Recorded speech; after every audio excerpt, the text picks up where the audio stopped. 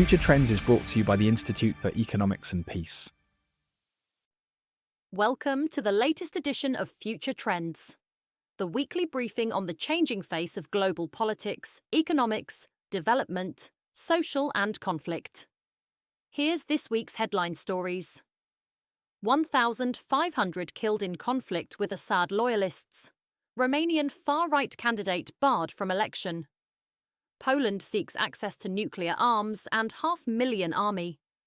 DRC offers $5 million bounties for rebel leaders. And scientists discover new part of the immune system. Here's the latest stories in politics. Romanian far-right candidate barred from presidential vote. Romania's Central Election Authority barred pro-Russian candidate Călin Georgescu from running in May's presidential election rerun, a decision likely to deepen a constitutional crisis in the European Union and NATO member. Philippines warns allies will fight if China restricts flights over South China Sea. It follows confrontations between Chinese aircraft and those of the Philippines, Australia, and the US. Defense Secretary Teodoro said that China's increasing aggression in the disputed waters was now considered the greatest threat to the national security of the Philippines, and should also be regarded as a global threat, because it could choke a key trade route crucial for global supply chains.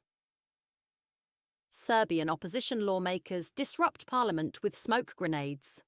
The protest was against government policies and in support of student demonstrations, highlighting growing dissatisfaction with President Vucic's administration.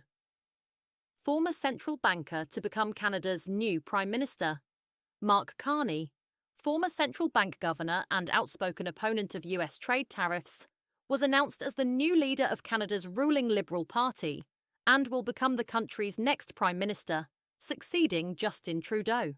Canadians go to the polls in October. US seeks minerals refining on Pentagon bases. The move was part of a plan to boost domestic production of critical minerals and offset China's control of the sector. Using military bases for processing would underscore the importance the US government is placing on critical minerals for national security, given fighter jets, submarines, bullets, and other weaponry used by the US military are built with minerals processed by China. Here's the latest news in conflict. 1,500 killed in conflict with Assad loyalists. Syria's defense ministry says it has completed a military operation against loyalists of former President Bashar al-Assad in the western coastal region. A monitoring group says more than 1,500 people have been killed, including 1,068 civilians. Meanwhile, the Kurdish-led and US-backed Syrian Democratic Forces, which controls much of Syria's oil-rich northeast, signed a deal with the Damascus government to join Syria's new state institutions. Poland seeks access to nuclear arms and build 500,000 army. Already a major spender within NATO, Warsaw has extensive military plans as fears grow about the reliability of the US as an ally against Russia. Israel cuts Gaza's electricity supply amid ceasefire talks.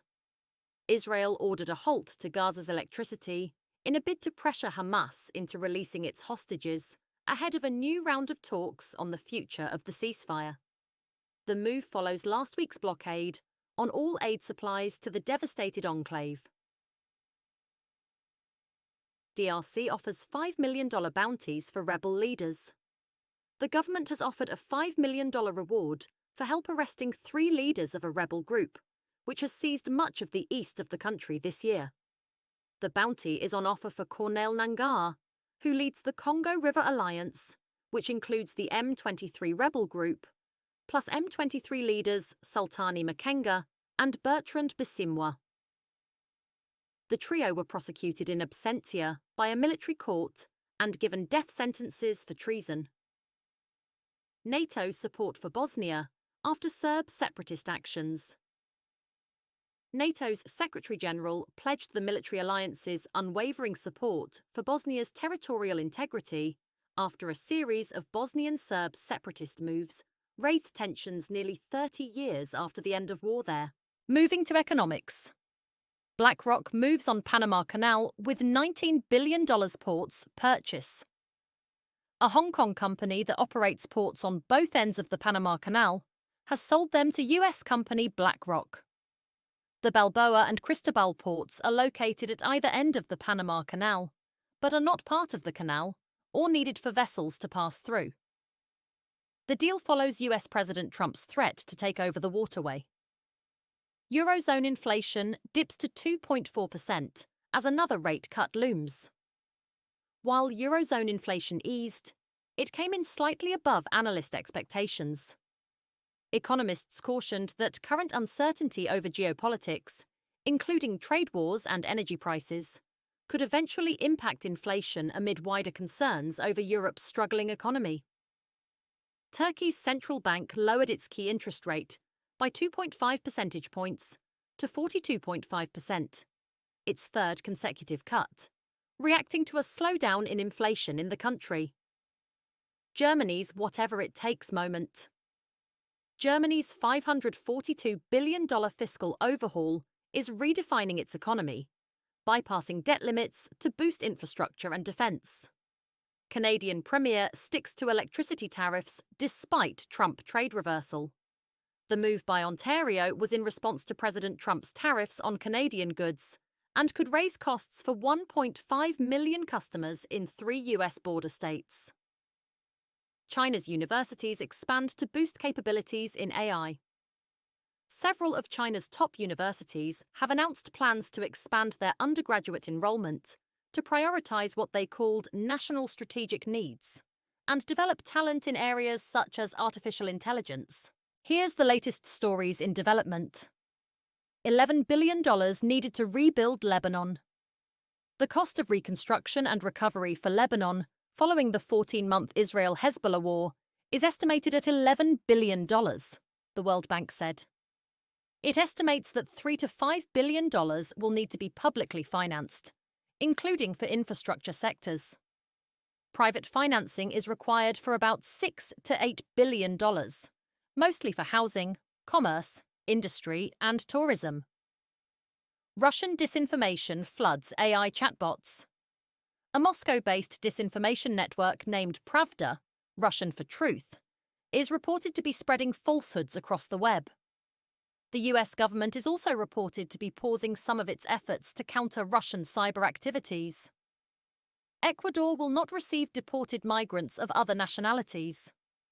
President Noboa, who will face off against leftist Luisa González in an April 13th runoff election, said Ecuador would always receive its own citizens deported from other countries, while also criticizing Venezuela's president for allegedly rejecting flights of Venezuelan migrants deported from the US.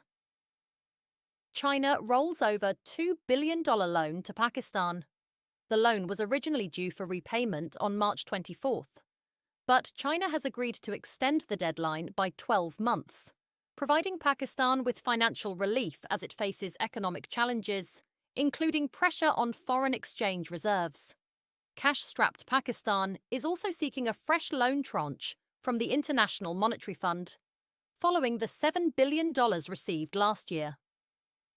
World's largest iceberg runs aground off remote island. The iceberg, about twice the size of Greater London, has run aground in shallow waters off the remote British island of South Georgia, home to millions of penguins and seals. Finally, the latest in social.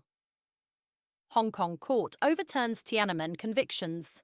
In a rare victory for the city's pro-democracy activists, Hong Kong's top court has overturned the convictions of 3 former organisers of an annual vigil in remembrance of the 1989 Tiananmen Square crackdown.